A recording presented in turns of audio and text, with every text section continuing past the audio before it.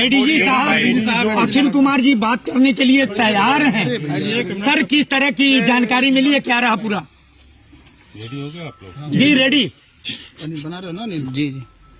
आज ये सूचना जो फतेहपुर गांव कलेरा टोला है, जहां घटना स्थल है, सत्यप्रकाश दुबे जी का मकान है। यहाँ पर आज सुबह प्रेम यादव जी जो इसी गांव के रहने वाले हैं, अभयपुर टोला के, वो आए थे और किसी बात को लेकर उन दोनों में विवाद हुआ है और प्रेम यादव जी की किसी चीज से हत्या कर दी गई है। यह जब सूचना मिली है तो उनके टोले के लोग आकर इस सत्यप्रकाश दुबे और उनके परिवार पर हमला कर दिए हैं, जिसमें 6 लोग घायल हो गए और उनमें से 5 लोगों की मृत्यु हो गई है।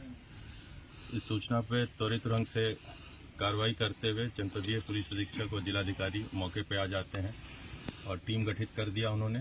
करीब 6 टीमें गठित कर दी गई हैं जो कि अभियुक्तों के चिन्हांकन और उनकी गिरफ्तारी में लगी है।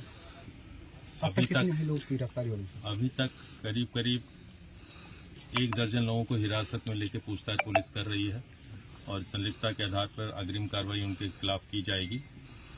इसके अतिरिक्त जो घायल है उसका इलाज देवरिया में चल रहा है। FIR लिखकर जो पोस्टमार्टम की कार्रवाई है वो त्वरित ढंग से करने के लिए अलग से निर्देश दिए जा चुके हैं। हमारे IG जोन और कमिश्नर साहब ने भी घटनास्थल का निरीक्षण कर लिया है। अभी चूंकि इनिशियल इन्वेस्टिगेशंस हैं, घटना क्यों हुई, किस कारणों से ये विवाद यहाँ तक बढ़ा है, इसकी जानकारी करने की आवश्यकता है और इस विषय में अन्य सभी सर आप द्वारा लगातार पुलिस कर्मियों को निर्देशित किया जा रहा कि कोई पीड़ित जो है कि सर प्रेम यादव की पत्नी का आरोप है कि पहले से ही वहाँ पे कुछ लोग बुलाए गए। आइडिया नीचे करिए सब लोग। सर बताया जाता दिन दहाड़े गोली चली है। एक आदमी सर प्रेम यादव की पत्नी का कहना है कि पहले से वहाँ से 4 बजे सुबह बुलाया गया हमारे पति को और वह पहले से 8-9 लोग मौजूद थे जो उनकी पत्नी का हत्या कर दिया, वही लोग इनके परिजनों को भी हत्या किए हैं। देखिए, जो मैं बोल रहा हूँ सर्कमस्टांसेस के बारे में विस्तृत जानकारियाँ अभी अन्य लोगों के बयान सभी लोगों के लिए जाएंगे और घटनाक्रम के बारे में विस्तृत जानकारी करके और अग्रिम कार्रवाई की जाएगी। अभी तक जो जानकारी कार्रवाई की गई वो मैंने बताया है। ये कंटिन्यूअस इन्वेस्टिगेशन का केस है। लगातार जो तथ्य नए तथ्य आएंगे, नई चीजें प्रकाश में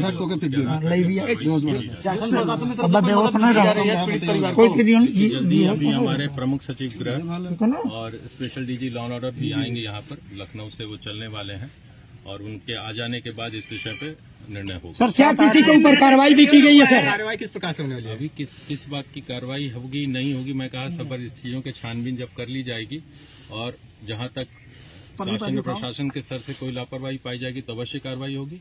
और जो अभियुक्त हैं, खास करके जो लोग आए हैं और हमला किए हैं, क्योंकि पहली घटना आकस्मिक भी हो सकती है लेकिन दूसरी घटना सुनियोजित ढंग से लगती है, क्यों रिटेलिएटरी लगती है, प्लान ढंग से लगती है और उसमें बच्चे भी मारे जाते हैं, तो उस पर कठोर कार्रवाई अवश्य की जाएगी। जो भी दोषी होगा। सर इतनी बड़ी घटना में किसको दोषी मानते हैं?